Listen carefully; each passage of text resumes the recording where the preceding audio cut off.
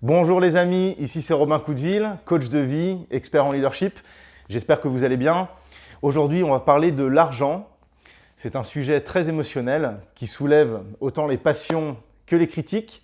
Donc si vous avez cliqué sur la vidéo, c'est peut-être parce que vous avez aujourd'hui des problèmes d'argent ou alors que vous voulez plus dans votre vie, plus d'argent. Donc on va voir aujourd'hui comment on fait justement quand on a des galères d'argent ou quand on n'en a pas assez. On va voir 3 clés pour améliorer sa situation financière.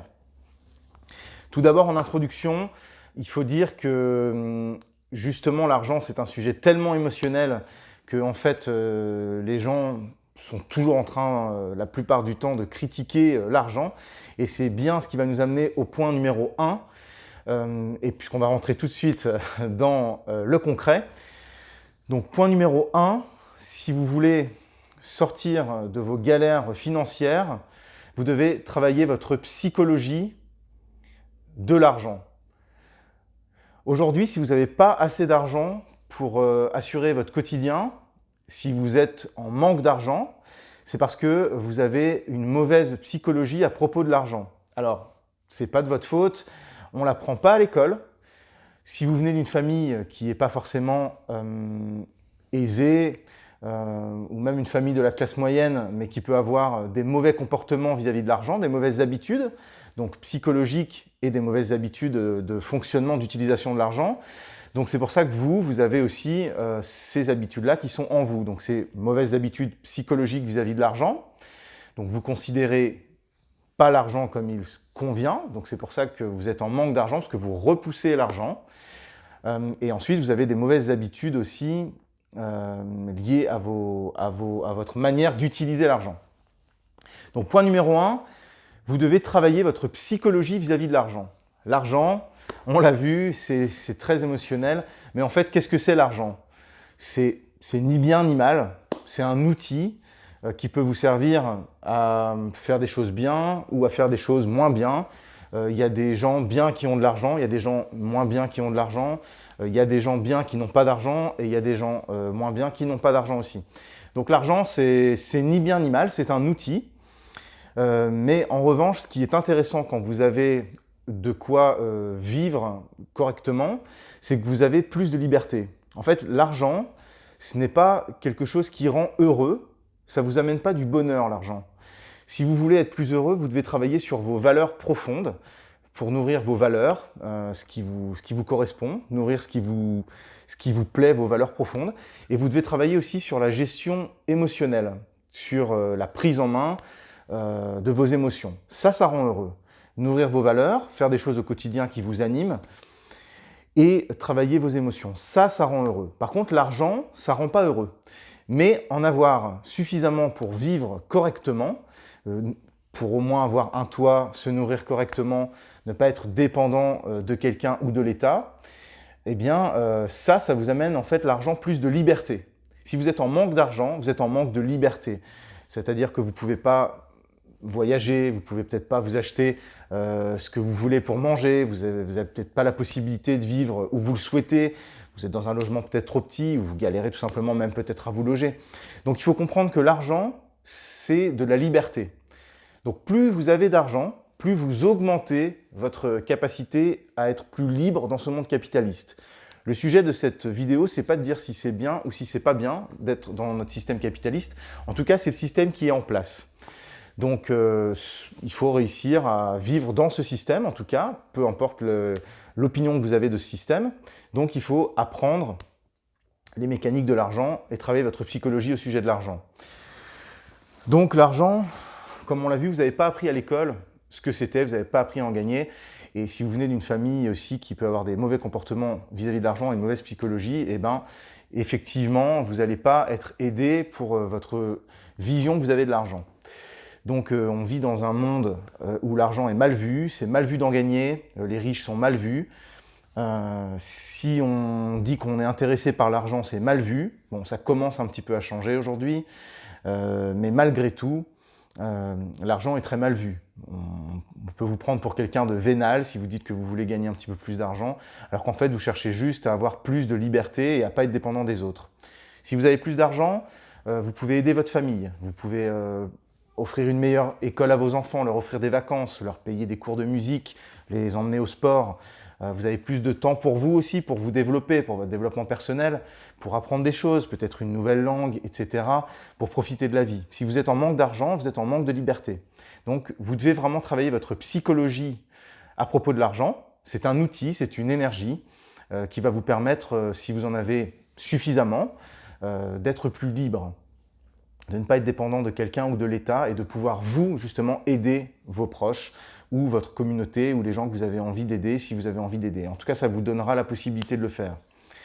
Donc le point numéro 1, voilà, j'ai expliqué ça assez longuement, mais parce que c'est un des plus importants, puisque tout le reste, c'est plutôt de la mécanique. Donc le point numéro 1, c'est travailler votre psychologie à propos de l'argent. Donc vous devez lire des livres sur l'argent, vous devez côtoyer des gens qui ont de l'argent, voir que ce sont des gens bien. Vous devez comprendre que l'argent, c'est une énergie, c'est un outil. Ça va? Vous pouvez lire des livres, par exemple, de Robert Kiyosaki, comme je vous ai mis ici. Franchement, ce sont des livres sur l'éducation financière. C'est très très bien. Je vous conseille vraiment, ils sont très facilement trouvables. Vous pouvez les trouver d'occasion, vous pouvez les acheter dans les librairies, à la FNAC. Bon, vous avez vraiment la possibilité de les trouver très facilement en ligne, etc. Ils sont très connus aujourd'hui dans le monde du développement personnel par tous ceux qui veulent justement améliorer leur vision de l'argent, leur psychologie de l'argent et même leur mécanique au sujet de l'argent. Donc je vous les conseille très fortement. Donc point numéro 2, pour avoir plus d'argent. Donc là, on rentre dans la mécanique de l'argent. Donc on est dans un monde capitaliste, dans un système capitaliste. Donc vous devez apprendre à gagner plus d'argent, économiser plus d'argent, dépenser de l'argent aussi plus correctement. Donc en fait, vous devez apprendre les mécaniques de l'argent. Vous devez apprendre comment ça marche. Et donc pour ça, un des conseils vraiment clés, si vous manquez aujourd'hui d'argent, c'est le conseil numéro 2, vous devez vivre selon vos moyens. Vous devez vivre selon vos moyens. Qu'est-ce que ça veut dire? En fait, ça veut dire que la plupart des personnes qui manquent d'argent, quand ils reçoivent leur chèque de paie, par exemple, puisque probablement, vous êtes probablement employé, si vous manquez aujourd'hui d'argent, ou peut-être à votre compte, peut-être indépendant. En tout cas, quand vous recevez votre chèque de paie, eh ben, vous claquez tout en fait, et vous claquez plus. Vous vivez au-delà de vos moyens. Vous êtes souvent en découvert sûrement. Donc, si vous vivez au-dessus de vos moyens, si vous dépensez plus que ce que vous rentrez comme argent, bah, effectivement, vous êtes dans la galère financière. Puisque si vous dépensez plus que ce que vous gagnez, bah, effectivement, vous êtes en déficit. Donc, vous devez vivre selon vos moyens. Vous devez changer vos habitudes. Puisque l'argent qu'on a, l'argent que vous avez, c'est l'argent qui reste. Si vous dépensez plus, eh ben justement, vous êtes en plus en déficit. Donc, vous avez dépensé plus, vous devrez de l'argent en plus à quelqu'un. À la banque, vous aurez peut-être des agios ou à quelqu'un qui vous a prêté de l'argent. Votre patron s'il vous avance de l'argent, mais vous serez en déficit. Donc ce conseil numéro 2, il est très important, vous devez vivre selon vos moyens, donc vous devez apprendre à faire avec ce que vous avez. Donc si vous n'avez pas beaucoup, bah ok, vous n'avez pas beaucoup, mais au moins il faut apprendre à faire avec ce que vous avez pour l'instant, et après on va voir comment on va faire pour augmenter ces moyens, mais vous devez apprendre au moins à vivre avec ce que vous avez et pas dépenser plus que ce que vous avez. Donc je sais, c'est très dur au début quand on n'a pas beaucoup d'argent, puisqu'il y a quand même un socle de base. Il faut quand même se payer un logement, il faut se payer à manger, il faut se payer les quelques nécessités vraiment de base pour vivre. Donc au départ, c'est difficile, je sais, si vous manquez d'argent, mais il va falloir vous entraîner, il va falloir changer vos habitudes de consommation. Peut-être vous devez faire vos courses dans un autre magasin, revoir la manière dont vous faites vos courses, peut-être changer de logement, faire le point sur toutes vos factures par exemple, qu'est-ce que vous payez pour votre téléphone, etc. Et puis arrêter de sortir tout le temps de l'argent de vos poches, de tout le temps payer des choses et que l'argent file comme ça et sorte tout le temps. Et quand vous allez aussi, donc tout ça, là je dis beaucoup de conseils rapidement, mais tout ça c'est des conseils très pratiques qu'il faut que vous intégriez et que vous mettiez en place. Et ça, vous allez trouver très facilement tout ça, tous ces outils qui sont de la mécanique. Donc pareil aussi, souvent, les gens qui manquent d'argent, quand ils ont un extra qui arrive, par exemple une prime, le 13e mois, des choses comme ça, ils vont tout claquer. Allez, on va se faire plaisir, on va payer un resto, on va se payer une belle montre, on va se faire une grosse sortie. Bon, bah ça, c'est une des raisons pourquoi vous manquez d'argent, parce que vous claquez tout. Donc il faut mettre de côté, vous pouvez en prendre une petite partie pour vous faire plaisir, parce que évidemment, vous êtes des êtres humains, il faut quand même pouvoir se faire plaisir, se récompenser de temps en temps, mais vous ne devez pas tout claquer. Vous devez en mettre de côté pour faire une épargne de précaution. Et puis après, il y a d'autres types d'épargne aussi, etc. pour investir, mais vous devez pour l'instant vous sortir de votre galère d'argent et au moins donc vivre selon vos moyens. Donc pas dépenser plus que ce que vous avez. Ça va? Donc ça, c'était le point numéro 2. Et le point numéro 3, la troisième clé pour sortir de la galère, pour avoir plus d'argent, pour vivre correctement, c'est d'augmenter vos moyens. Donc, c'est de vivre selon ses moyens, c'était le point numéro 2. Et le point numéro 3, donc c'est maintenant d'augmenter vos moyens, d'accroître vos rentrées d'argent. Donc, si vous êtes employé, vous allez faire en sorte d'essayer d'avoir une augmentation ou alors de changer éventuellement de travail si vraiment vous gagnez vraiment pas assez avec votre travail. Mais si vous êtes bien dans votre travail, qui vous correspond, que vous avez de la progression dans ce que vous êtes en train de faire, restez peut-être dans ce travail-là. Si par contre vraiment le salaire est trop faible, qu'il y a trop de points négatifs, vous pouvez essayer de changer de travail pour aussi accroître vos rentrées d'argent. Mais il faut faire un travail aussi, je fais une petite parenthèse, votre travail, ça doit essayer de vous apprendre quelque chose. Changez pas uniquement de job pour uniquement l'aspect financier, bon, sauf si vous êtes dans un job vraiment qui paye que des cacahuètes. Hein. Mais sinon, l'idée, c'est aussi de changer de job pour aussi apprendre des choses, ok, qui vont dans le sens d'un projet à plus long terme, ok, pour progresser.